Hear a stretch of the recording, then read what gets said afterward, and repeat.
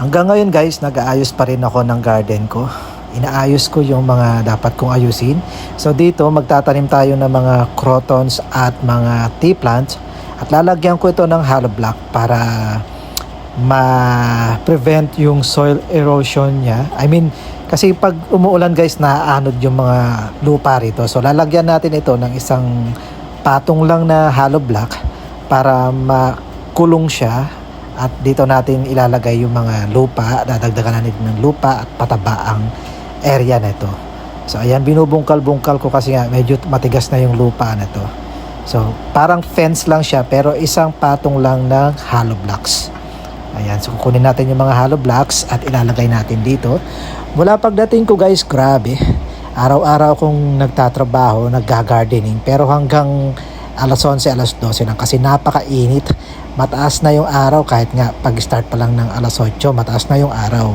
So ganyan lang siya, isang patong lang ng hollow blocks, parang pinakabakod niya para hindi mawala yung mga lupa na nilalagay ko rito. Dito kasi sa harap ko guys, may buhangin kasi dyan. Pag umuulan, pumapasok yung tubig dito, naaanod din yung mga lupa. So maganda din yung idea na to, na lagyan natin ng pinakabakod niya, pinaka-fence niya, para hindi maanod yung mga lupa, yung mga nutrients na kailangan ng ating plants. So maganda din dito yung yung tea plants, crotons kasi nga hindi masyadong shaded. So natatamaan naman sila ng araw pag umaga. Plus meron naman tayong garden net so hindi sila masusunog. Tingnan nyo nga itong mga crotons dito sa left side ko. Ayan, ang gaganda nila, yellow sila. Hindi sila nasusunog sa direct sunlight kasi nga meron silang garden net. Mahirap mag-garden guys, lalo na pag ganitong summer. Tapos magbuhat-buhat ka pa na mabibigat, naninibago ako. So napakahirap din ng lupa dito sa aming lugar. Maraming lupa pero yung brown, lupang putik siya. Dati bumili ako ng black soil, loam soil, saka mga coconut cubes, coconut husk, at saka yung hibla lang, ano tawag doon, coconut pit.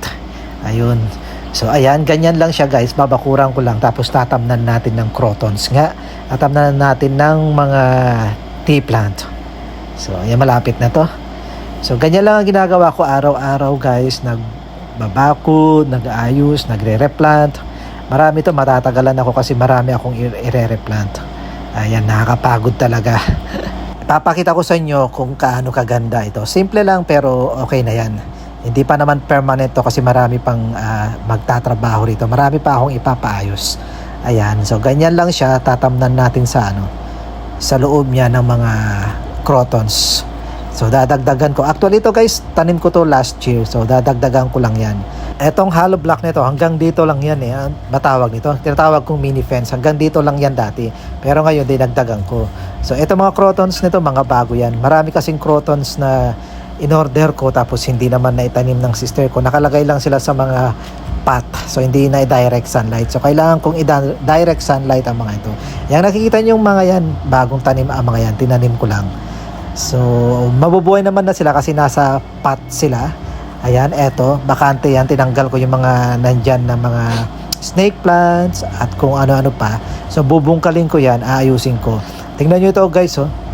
Nasunog na talaga. So ito yung inayos ko last year. Ayan, ginawa ko yan last year. Kaya mahirap pagka wala ka rito pag di ikaw yung nag-aalaga ng mga plants mo. Dati dito napakarami kong philodendron pinatong dyan. Kaso natatamaan ng araw at pagka may bagyo daw na nahuhulog, sabi ng sister ko. So ayan guys, eto na yun mga itatanim natin. Ayan, naitanim ko ng mga yan. Natatamaan sila ng araw pero hindi naman direct kasi nga meron akong garden net dyan. So gustong gusto nila yan. Bubuhay na mga yan guys, binall out ko yung iba. Plus galing naman sa malilit na pot yung iba. So hindi sila cuttings, kundi may mga roots na. Ito mga collection daw ang mga to eh, mga tea plant na yan. Kaya ako ginusto. Magaganda naman talaga sila, hindi sila yung regular na crotons. So eto yung toothpick na crotons na tinatawag nila. Nagputol-putol ako para itanim ko rito. Hopefully mabubuhay sila kasi ang ganda niya guys. Hindi ko akalain na ganyan siya kaganda. Nung binili ko yan, napakaliit na, konti lang din yung yellow niya. Hindi ko pinapansin nga, sabi ko ano naman to, ang ninipis. Pero ang ganda.